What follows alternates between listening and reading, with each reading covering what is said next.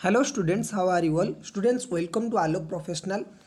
हमारा जो बीकॉम का जीएसटी क्लास चल रहा था उसका थर्ड क्लास है और आज की क्लास बहुत इंपॉर्टेंट होने वाला है आपकी एग्जाम पॉइंट ऑफ व्यू से, क्योंकि आज के क्लास में हम लोग बात करेंगे कि need for GST in India. आखिरकार गवर्नमेंट को ऐसा क्या ज़रूरत पड़ी कि इंडिया में जीएसटी को इम्प्लीमेंट करना पड़ा, एग्जिस्टिंग टैक्स स्ट्रक्चर में क्या प्रॉब्लम था और जीएसटी का जो ओवरऑल जर्नी है वो कैसा रहा इंडिया में।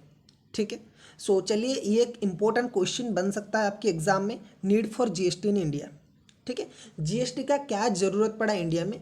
सो मैं बताऊँ आपको, आपके एग्जाम में आ सकता है ये एक थ्योरेटिकल क्वेश्चन। सो प्री जीएसटी रिजिम जो था, मतलब पुरानी जो टैक्स स्ट्रक्चर था बिफोर इम्प्लीमेंटेशन ऑफ जीएसटी, उसमें क्या प्रॉब्लम्स थे। ठीक है, और अभी जीएसटी आने से वो प्रॉब्लम्स कितने हद तक ठीक हो चुके हैं वो हम बात करेंगे। ओके, सो नीड जो पुराने टैक्स स्ट्रक्चर था उसमें कुछ मेजर प्रॉब्लम्स थे जो जीएसटी इम्प्लीमेंट होने के बाद एक्चुअली क्या हो गया है, सॉल्व हो गया है और रिमूव हो गया है। उसमें से सबसे पहला जो प्रॉब्लम था वो ये था कास्केडिंग इफेक्ट का। ठीक है सर, ये कास्केडिंग इफेक्ट का मतलब क्या होता है? कैस्केडिंग इफेक्ट का मतलब ये होता है टैक्स ऑन टैक्स। ठीक है, सो पुरानी टैक्स स्ट्रक्चर में क्या होता था कि बहुत सारे tax central government separate collect करता था और बहुत सारे tax state government separate collect करता था। ठीक है,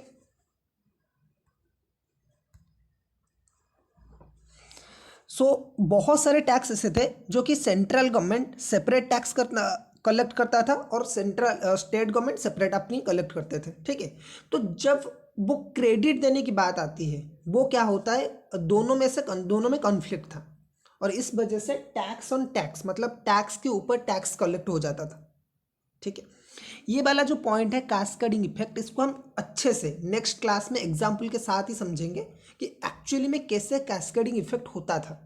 ठीक है, और जीएसटी के बाद वो कैसे रिमूव हो गया है। ठीक है, सो आप एक एग्जाम्पल जो सिंपली सोच सकती है, मान ले कि एक सप्लाई चेन है, जैसे कि मैन्युफैक्चरर हो गया, होलसेलर हो गया, रिटेलर हो गया एंड कस्टमर हो गया। ठीक है, ये चार लोग हैं सप्लाई चेन में। अल्टीमेटम कोई भी चीज़ है ये बना रहा है और वो लास्ट में इसके पास आएगा, लेकिन इनके थ्रू आएगा। ठीक है, पहले होलसेलर के पास जाएगा, फिर रिटेलर के पास, फिर कस्टमर के पास। ठीक है, और ईच स्टेज में क्या करते हैं ये लोग, अपनी कुछ प्रॉफिट ऐड करते, वैल्यू ऐड करते। ठीक है, सो पहले मैन्युफैक्चरर अपना गुड्स बनाएगा, वो होलसेलर को देगा और होलसेलर क्या करेगा, कुछ प्रॉफिट ऐड करेगा, वो रिटेलर को सेल करेगा और बाद में रिटेलर कस्टमर को सेल करेगा। ये पूरा सिस्टम है सप्लाई चेन का, आपको ये समझना पड़ेगा। ठीक है, अगर मैन्युफैक्चरर कोई चीज़ें बनाता था 100 रुपये में, ठीक है, और वो होलसेलर को सेल करता था, तो होलसेलर इसके ऊपर गवर्नमेंट को टैक्स, मान लीजिए कि टैक्स जो है वो 10% है, तो गवर्नमेंट को 10 रुपये की टैक्स यहाँ पे मिलता था। ठीक है, अब डिफरेंट पॉइंट पे डिफरेंट टैक्स लगता था, मतलब जैसे कि मैन्युफैक्चरिंग केस में इंडिया में एक्साइज ड्यूटी अप्लीकेबल होता था। ये मैं बिफोर जीएसटी की बात कर रहा हूँ। ठीक है, before GST excise duty applicable होता था ऑन मैन्युफैक्चरिंग। ठीक है, और जो भी सेल्स वगैरह होते थे उसमें वैट अप्लीकेबल होता था। आपने कभी भी नाम सुना होगा, वैल्यू एडेड टैक्स। ओके, सो वैट जो है वो स्टेट गवर्नमेंट लेता था और मैन्युफैक्चरिंग के ऊपर एक्साइज ड्यूटी है वो क्या करता था, सेंट्रल गवर्नमेंट लेता था। एक्साइज ड्यूटी जो था वो सेंट्रल गवर्नमेंट का पार्ट था। तो यहाँ पे मैन्युफैक्चरिंग हुआ था, तो यहाँ पे जो 10 रुपये गया ये किसके पास गया, सेंट्रल गवर्नमेंट के पास, क्योंकि ये एक्साइज ड्यूटी है। फिर जब होलसेलर के पास चीज़ें आई, गुड्स आया, तो यहाँ पे प्राइस कितना हो गया टैक्स के साथ, 110। ठीक है,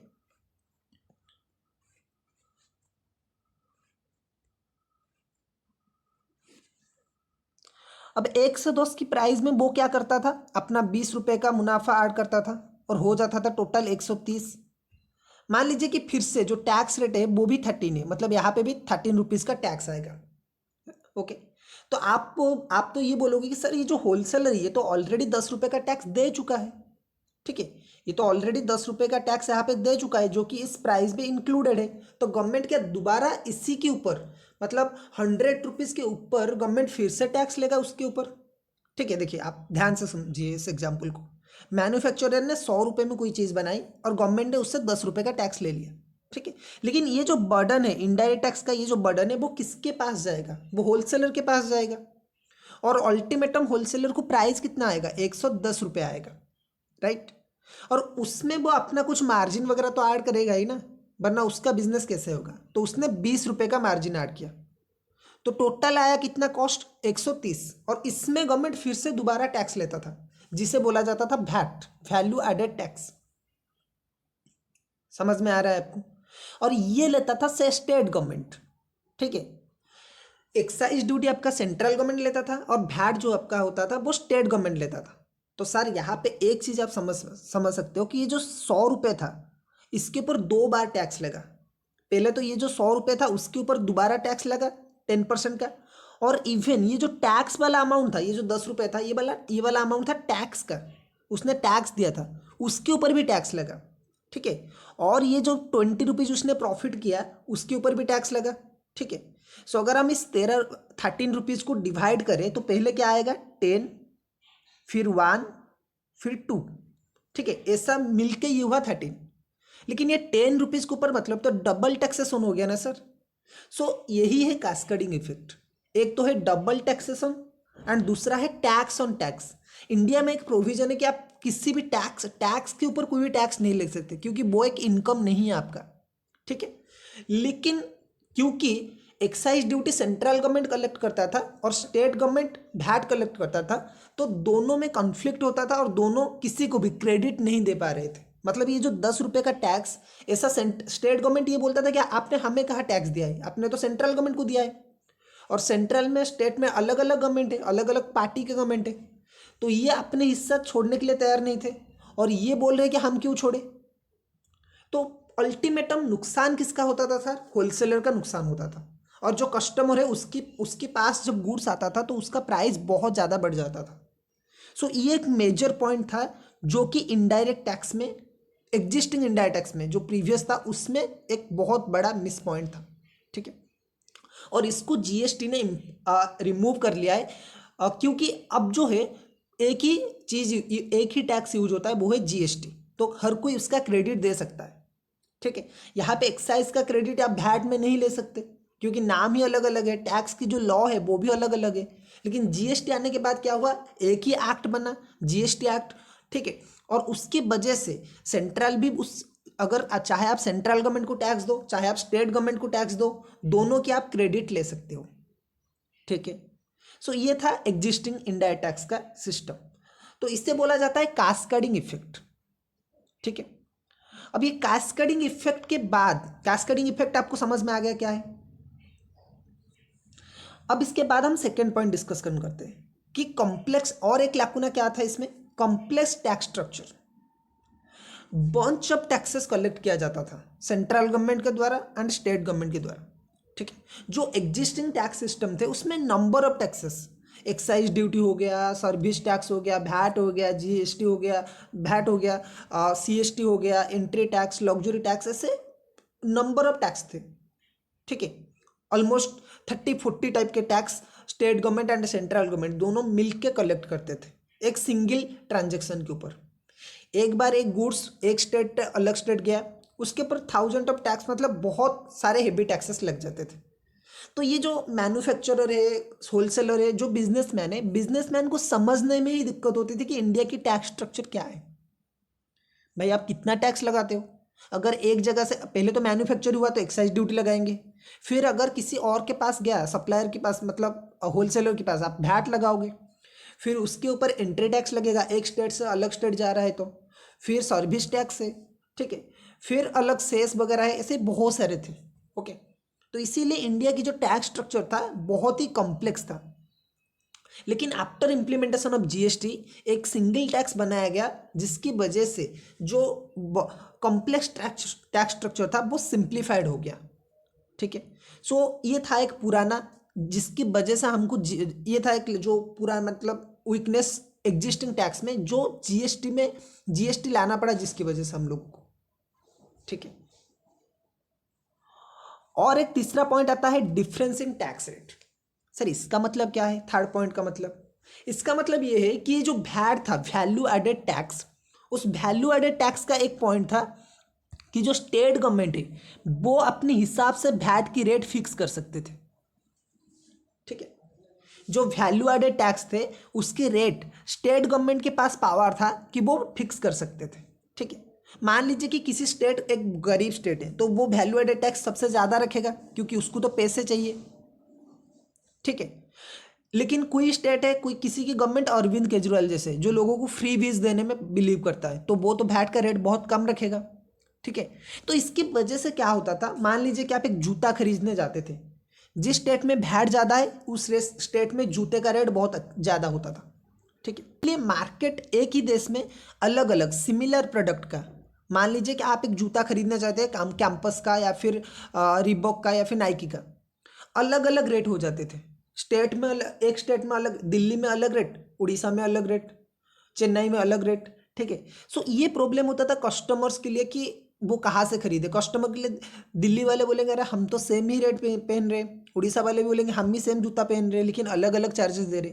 तो आर्बिट्रेज हो जाता था। आर्बिट्रेज मतलब कोई एक कस्टमर एक जगह से चीज़ें खरीदा और दूसरे जगह जाके बेचा, तो यहाँ पे बेनिफिशियल वो था।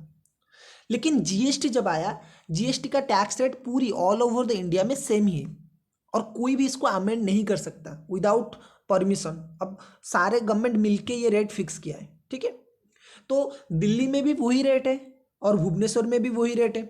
ठीक है, और चेन्नई में भी वही रेट है। तो यहाँ पे जो डिफरेंस इन टैक्स रेट था वो एक बहुत बड़ा वीकनेस था, क्योंकि ये देश को अलग अलग कैटेगरी में डिवाइड करता था।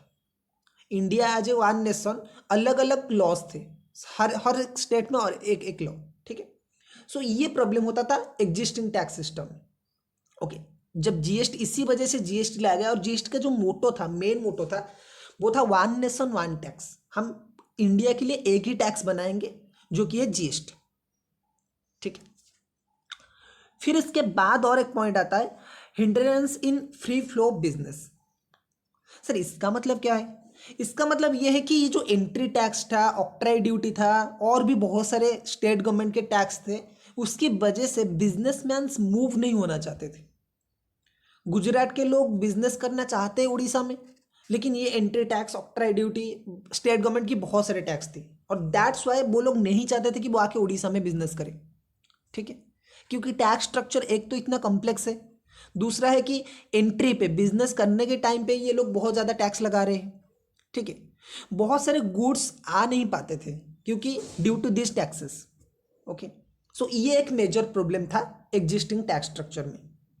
ओके, सो टोटल मैंने बहुत सिंपली इसको लिखा है, वो है 4 पॉइंट। आपको 4 पॉइंट याद रखने हैं कि कैस्केडिंग इफेक्ट का मतलब क्या होता है। ठीक है, पहला तो ये था कि कैस्केडिंग इफेक्ट होता है, दूसरा था कॉम्प्लेक्स टैक्स स्ट्रक्चर। ठीक है, टैक्स कैस्केडिंग इफेक्ट का मतलब ये होता है कि टैक्स ऑन टैक्स या फिर डबल टैक्सेशन हुआ। ठीक है, सेकेंड होता था जो मेजर प्रॉब्लम था वो था कॉम्प्लेक्स टैक्स स्ट्रक्चर।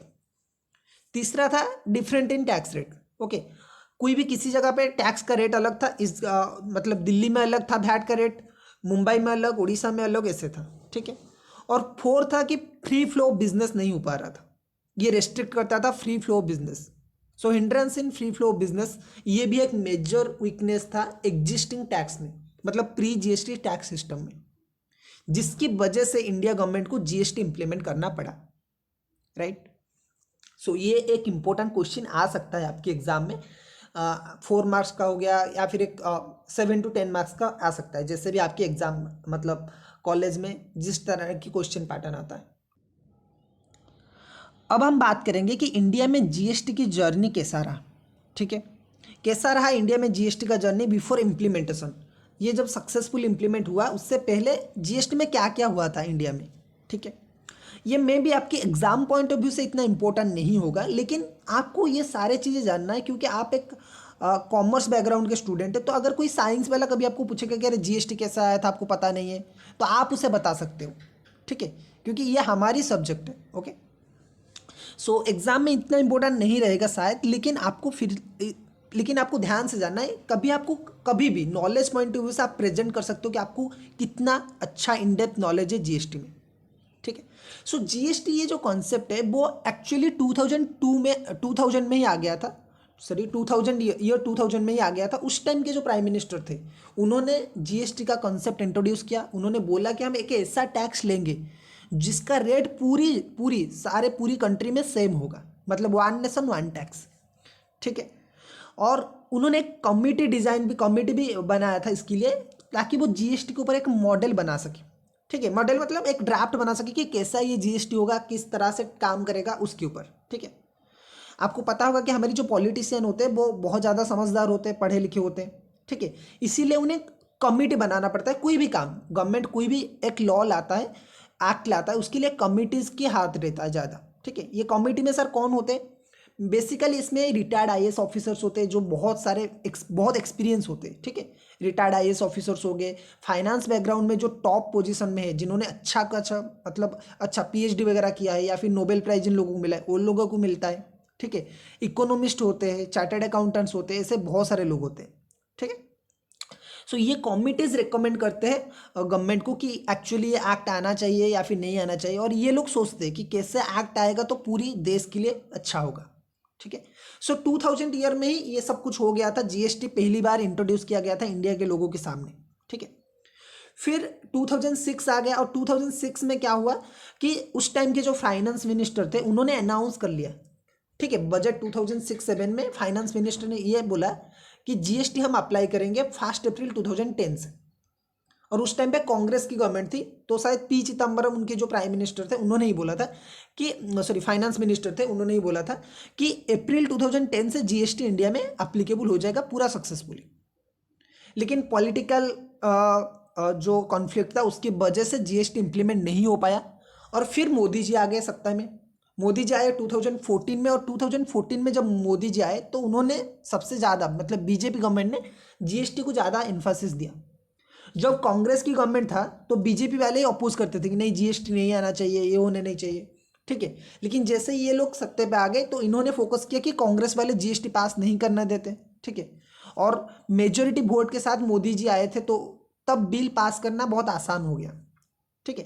कैसे इंडिया में बिल वगैरह पास किया जाता है वो हम पढ़ेंगे नेक्स्ट क्लास में, मतलब आने वाले क्लासेस में पढ़ेंगे कि एक्ट कैसे बनता है, क्या होता है एक्ट और बिल में डिफरेंस, ठीक है। क्या होता है एक्ट और रूल में डिफरेंस, वो सब हम डिटेल में पढ़ने वाले। So constitution amendment bill 2000 constitution amendment bill मतलब 122 बिल प्रेजेंट किया गया लोकसभा में, ठीक है, 2014 में। फिर क्योंकि मोदी जी सत्ते में थे और मेजोरिटी वोट बीजेपी के पास था, मतलब मेजोरिटी सीट्स, तो पास हो गया ये बिल और एक्ट बन गया अगस्त 2016 में। मतलब 2014 में इन लोगों ने प्रेजेंट किया बिल, एक प्रेजेंट किया, और इस बिल को मतलब पास होने में 2 साल लग गए, ठीक है, 2 से 2.5 साल लग गए, ठीक है। अगस्त 2016 में ये बिल पास हो गया और एक्ट बन गया। और इस बार जो कॉन्स्टिट्यूशन का अमेंडमेंट हुआ था, मैंने आपको बताया था प्रीवियस क्लास में कि कभी भी अगर हमको मेजर कुछ चेंजेस करना है इंडिया की कॉन्स्टिट्यूशन में तो उसे अमेंड करना पड़ता है, और उसके लिए पूरी जितनी भी पार्लियामेंट में लोग हैं उनके सारे सारे ऑपोजिशन हो गए और जो रूलिंग गवर्नमेंट है उन सबकी मतलब जो कॉन्सेंट है वो चाहिए, तब जाके कॉन्स्टिट्यूशन को अमेंड आप बोल सकते हो, ठीक है। सो कॉन्स्टिट्यूशन 101 अमेंडमेंट ये हुआ और ये एक्ट पास भी हो गया अगस्त 2016 में। फिर गवर्नमेंट ने क्या बोला है, काउंसिल बनाया, जीएसटी काउंसिल, मतलब एक कमिटी बनाया जिसमें क्या होता है जीएसटी रिलेटेड काम होगा, ठीक है, जिसमें स्टेट के भी मेंबर्स रहेंगे, सेंटर के भी फाइनेंस मिनिस्टर जो है वो रहेंगे, और जीएसटी रिलेटेड बात होगा कि किस प्रोडक्ट के ऊपर जीएसटी लगाना है, किस प्रोडक्ट के ऊपर नहीं लगाना है, क्या होता है जीएसटी काउंसिल और ये कैसे काम करता है हम आगे पढ़ेंगे। लेकिन एक जीएसटी काउंसिल बनाया गया और उसका मीटिंग हुआ, फर्स्ट मीटिंग हुआ उसका सितंबर 2016 में, राइट। फिर आया मार्च 2017 जब जीएसटी काउंसिल ने 5 बिल का टोटल 5 बिल का एक प्रेजेंट किया, 5 बिल रिकमेंड किया कि गवर्नमेंट को ये बिल एक्ट होने चाहिए, ठीक है।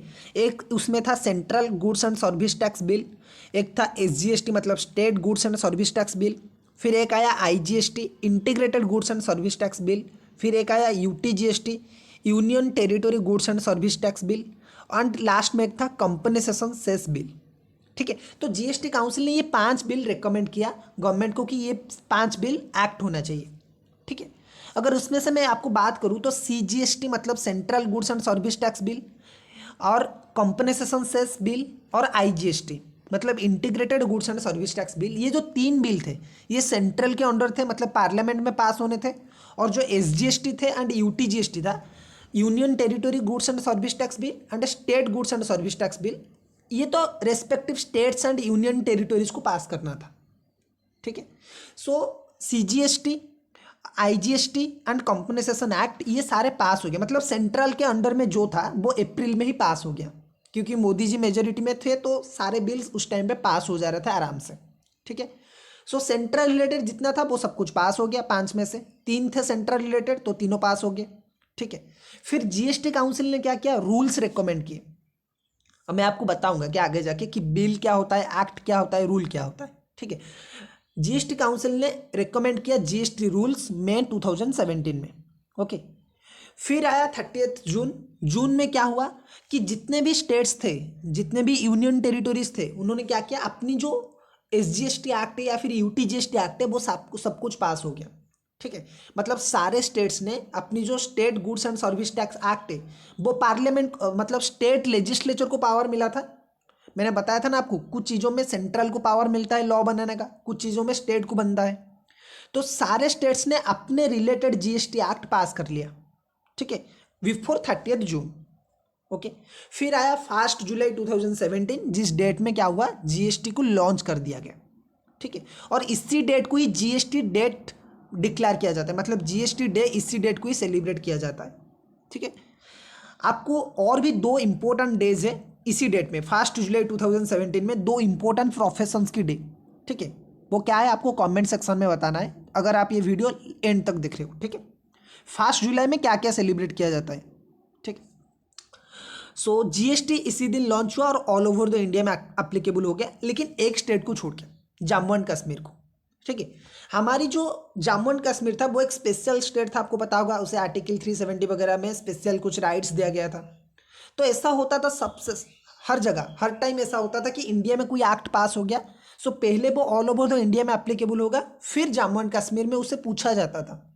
जम्मू एंड कश्मीर में जो रूलिंग गवर्नमेंट होता था उसको पूछा जाता था कि क्या ये आप एक्ट अपनी देश में एप्लीकेबल, मतलब अपनी स्टेट में एप्लीकेबल करना चाहते हो या फिर नहीं। अगर वो लोग एग्री कर लेते थे फिर जाके वो एक्ट पूरी इंडिया में एप्लीकेबल होता था। ठीक है, क्योंकि तब ये इंडिया के में जो आर्टिकल 370 विड्रॉ नहीं हुआ था, इसी वजह से बाद में विड्रॉ कर लिया गया, उसे मतलब हटा दिया गया। मेनली इसके पीछे यही था कि आर्टिकल 370 में उन्हें कुछ स्पेशल पावर मिलता था। ओके, अब वो जम्मू एंड कश्मीर में इम्प्लीमेंट नहीं हुआ था 1 जुलाई तक, लेकिन फिर भी ये लोग जीएसटी डे सेलिब्रेट करते हैं 1 जुलाई में, लेकिन पूरा ऑल ओवर द इंडिया में एप्लीकेबल नहीं हुआ था। वो हुआ 8 जुलाई को, क्योंकि जम्मू एंड कश्मीर के उस टाइम के जो चीफ मिनिस्टर थे महबूबा मुफ्ती, वो एक्चुअली बीजेपी के सपोर्टर थे, उस टाइम पे मोदी जी के सपोर्ट में थे, तो उन्होंने जीएसटी पास कर लिया 8 जुलाई 2017 को।